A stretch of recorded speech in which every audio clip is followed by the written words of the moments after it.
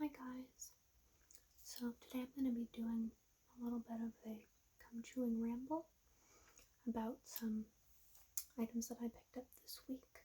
I've been wanting to do some more reading lately, and I finished The Last Wish, which is one of the Witcher books in the series. So I ended up picking up the next couple books in a collection set that I found on Amazon. It has book one here, Book of Elves. I have the hardest time figuring out the pronunciation of the author's name. I'd like to say Andrzej, but I don't understand. I need to learn it. And then Sapkowski is the last name. I can at least do that justice, I hope. But yeah, I've got the first book, Blood of Elves. Second book, Time of Contempt. Third book, Baptism of Fire. Came in a nice little set.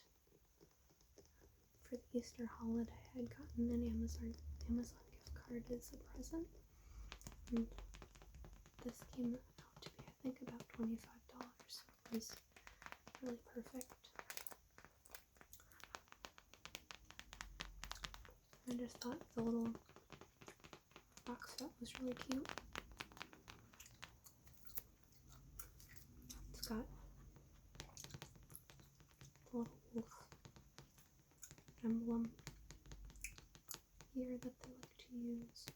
And I do know that the Witcher emblem that they wear as a necklace is the wolf. Still learning about the whole universe though, because I've only read one book so far. But I am planning to read these. They'll be unboxed this year.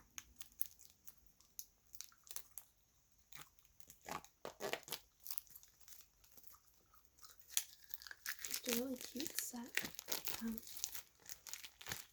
I'm planning to definitely keep the box that it came in, so that when I put them back on my bookshelf, they'll stay together.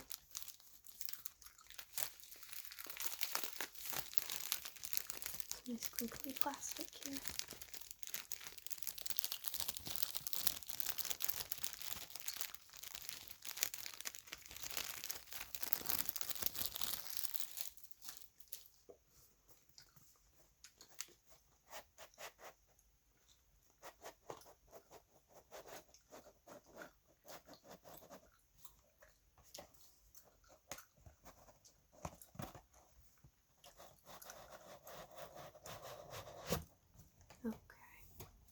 Oh, and these ones are even branded, it looks like, regarding the Netflix series. It's a little, it's not a sticker, it's part of the book itself, it looks like. Let's see, Geralt here. He's fighting some sort of creature, it looks like.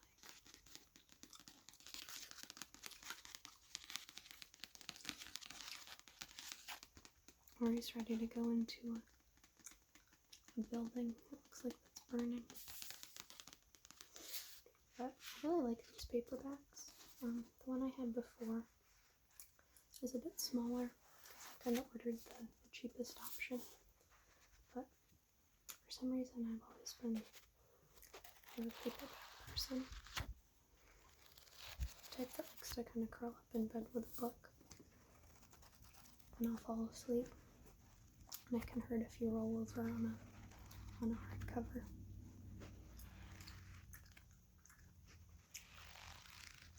But this is the third book. Nice little texture here on the cover for these paperbacks. And we have the second one. Looks like Geralt is facing down a monster here. You can see all these little teeth. Looks like he's in a bit of a pickle.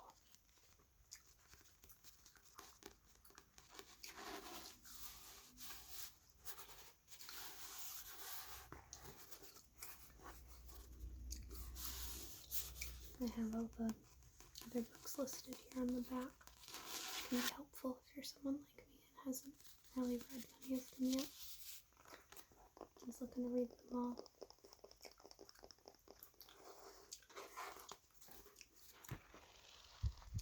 But I'm really impressed that the Netflix series was good enough to make me want to read the book series.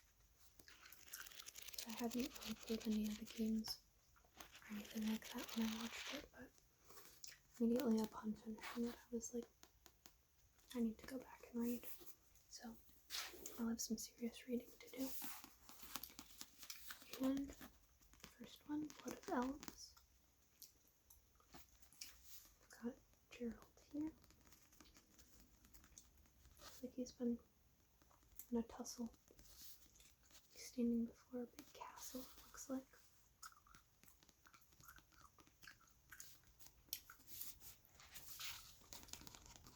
Some birds in the background up in the clouds here.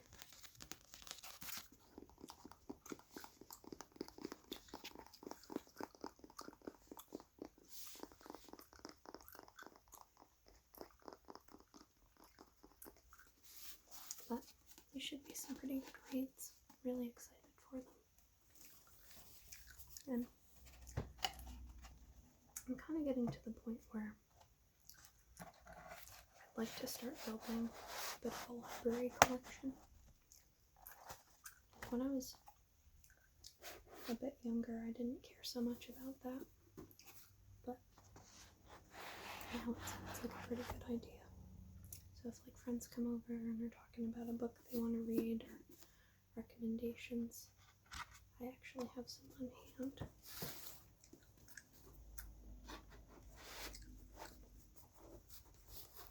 And it's something to keep my mind engaged a bit. If I'm feeling a little burnout from video games, it's a good change of pace. And I'll leave that a little uneven there. I don't want to bend any of the covers too much.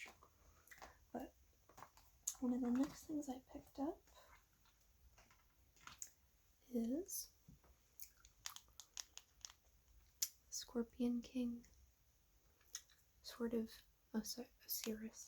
This one is a very old and probably not very well known, because I would say critically this isn't an incredible game, but it's a game that I played a lot as a kid, and one of the first games that I got for my Game Boy outside of Fire Red. This I've put a ton of hours into as a kid. I was kind of, since I've been getting back into playing the old Pokemon games, it got me thinking about what games I used to play. And I was like, man, I really associate my old Game Boy Advance with the Scorpion King game. And pretty much the premise of this has nothing to do with the actual Scorpion King movie with Dwayne "The Rock" Johnson. This one is kind of an entirely separate side story. It's kind of an old school, like, side-scroller, platformer kind of deal. You run around, you're trying to save his partner, who gets kidnapped by some baddies. You fight your way through. There's no ability to save in this game, which is something kind of old school, and I'm not sure if it was they didn't want to put the capability of save states in this, or if they really wanted to throw back to the old, you put like a passcode in to access different levels after you've turned off the game and wanted to go back to it. So technically, since this is an old game, I could go back online and look up like the last stage's passcode, but I'm trying to play through it myself. I mean, the mechanics are pretty fun. It doesn't, like, it feels like it does a pretty good job of teaching you as you go. You've got 2 different sets of weapons you can use. You have a longsword and kind of dual scythes. Just little, they look very much like farming scythes. I like to use those because he's got With those, he can throw them, he can spin them. They're faster than the longsword, even though they do a little bit less damage. And you can also kind of jump off walls with both them and the sword, but I like the short sides. He, at some point, which I completely forgot about because it's been a while since I've played this game, he had something that kind of looks familiar to the Infinity Gauntlet, where as you clear different levels, the slots in the knuckles open up, and as you kill enemies in each stage, you collect gems that go into the knuckles, and they give you like additional powers, and they're all fire related for some reason.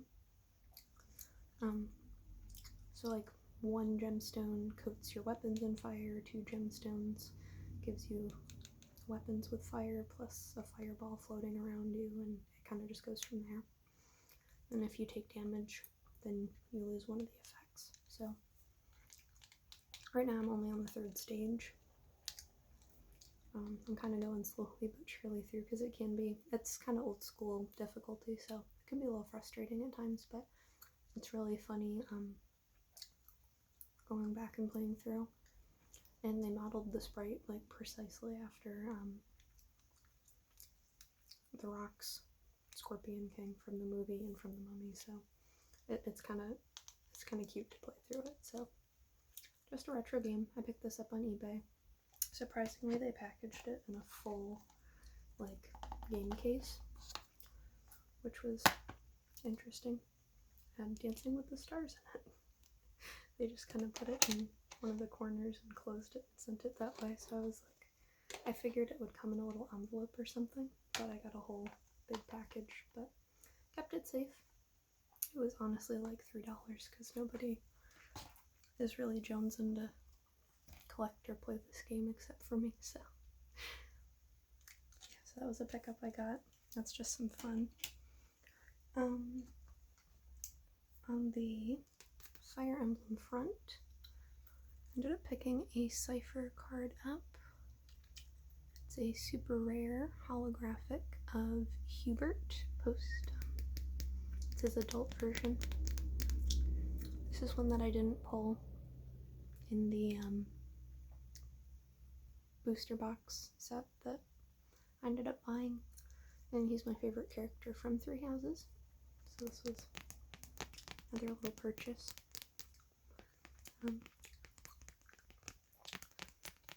It's not, I don't think, a super coveted card because it wasn't too expensive.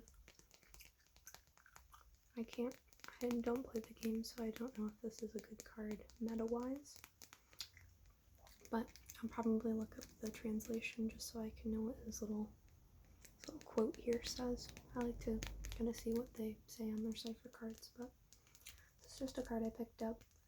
At one point, I'm hoping to get a complete set, but for now I'm just occasionally picking up some cards of my favorites. I think I have all of his younger versions, but I think there's another adult version out there somewhere that I might be missing, so I'll be keeping my eyes peeled. They sent it in a nice little hard case, which is really cute. Making sure I don't spill any coffee or anything on it. So I've been keeping all this stuff kind of in the dining area. And last but not least, another kind of old school pickup. Harvest Moon 3D Tale of Two Towns. This is when I was looking back at some of my Game Boy games and things, I was like, man, I really everybody's been talking about Animal Crossing lately, and this is kind of my Animal Crossing. They're very similar, kind of in the genre of game of it's kind of like a cozy game where you do kind of like chore sort of tasks. Like you do farming and fishing and taking care of animals and gathering and that kind of thing, and it's just relaxing to do. So I was like, man, I gotta pick up one of the Harvest Moon games that I used to play. And originally I was thinking of getting the Game Boy Advanced, More Friends in Mineral Town, but all of the original copies of that were like really expensive, so I looked into some of the 3DS games. I played Sunshine Islands on the 3DS, I think, and Tale of Two Towns was another one that I ended up playing. So I picked this up because it was like $15, and it came with the original case here. As you can see, this reflects kind of the whole premise of this game is there's a mountain separating two different little towns, and the towns have very different values and ways of life, and they don't get along. And your job is you can choose to live in either town, and at different points in the game you can swap towns if you ever want to experience the other town or something. And you go in between both towns and kind of make friends with the people, and you do events that are held with members of both towns, and eventually kind of become the peacekeeper to make them realize that, you know, they're not quite that different, and build a good relationship between the towns. So it's a cute little premise. This actually came with its original manual, which was a kind of big deal for me. We've got the little game here, the original game. I don't have a problem necessarily with people doing replication cartridges and stuff, but I'm the type that would forget if I ended up buying a replication cartridge of something, and then if I went to sell it to a friend or something later, I just don't want to end up making that kind of mistake, so I like to just get the original version.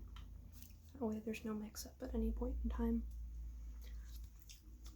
So got the little manual here, the cover art. On the back it's continued, so you can see more of the little landscape area. Very cute. It's like the two different little town areas. I really miss these kind of old school. I mean, this is a pretty small manual, but it's just cute seeing the extra art.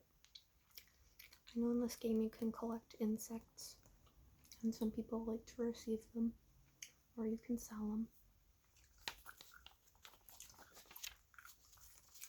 All game controls and stuff.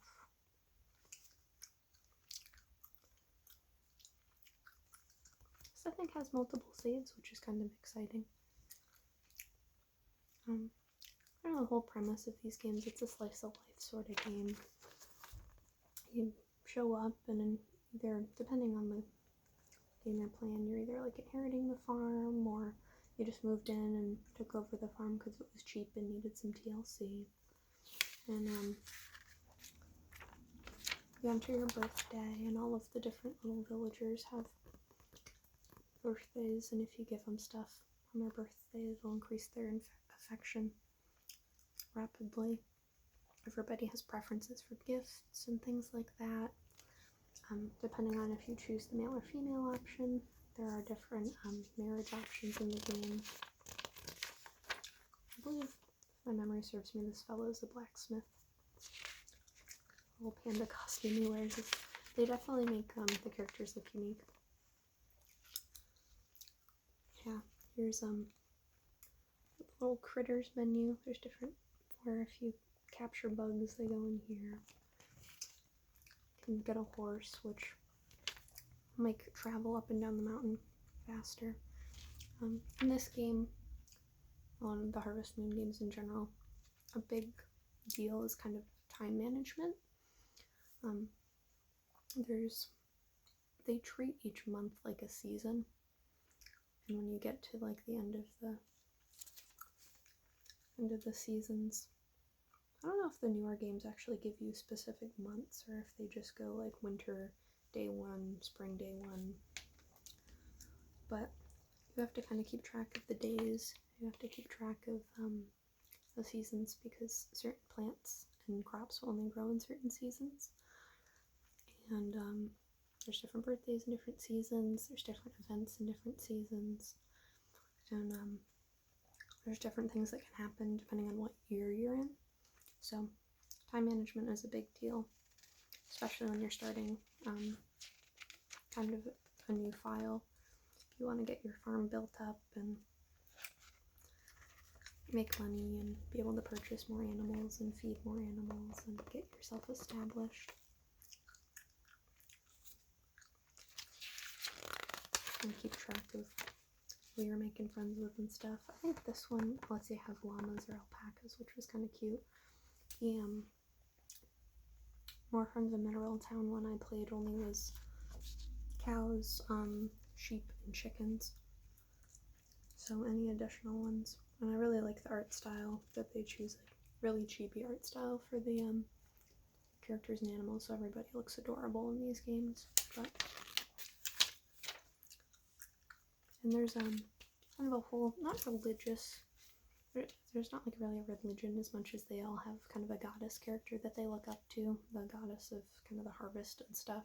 She's a recurring character in the games, and depending on each game you play, there's different ways you can end up talking to her, and she'll, if you kind of befriend her or give her items she likes, she'll help you out and do different things for you. A lot of the games you can do fishing, mining. This one you can do bug collection. You can do a lot of foraging and stuff, so if you're out and about and find stuff like berries or mushrooms, you can collect those and sell them. You can sell the crops and things from your farm. You can upgrade your house, which will give you more capabilities for cooking and things, and to be able to have more animals. So this is definitely one of those games that you could pretty much just like play every day, and there's not, I don't think, really an end game in terms of like the game. I think you just keep going. If you ended up getting married to a character, you'd eventually have kids and things like that. So when I was younger, I used to treat this like a job almost. I'd be like, okay, like it's summertime, I'm gonna put a couple hours into my farm, and it's gonna be like this. So it's one of those cute, like, it's kind of a job, but it's not a job, but you do kind of job-like things, but it's fun and it's cozy because it's just a cute, cozy game. So since everyone's been talking about Animal Crossing, I was like, I kind of want to go back to my version of Animal Crossing. So I'm really excited to start a new file on this and see if I'm any better at building farms now that I'm older, or if younger me was a better farmer. So, very cute game. If you're into Animal Crossing and are looking for something that's similar, Harvest Moon has a ton of games in the franchise.